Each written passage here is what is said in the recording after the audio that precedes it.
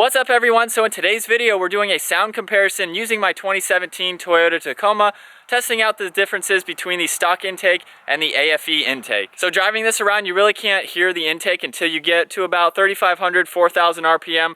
It really just depends on how much you mash the throttle.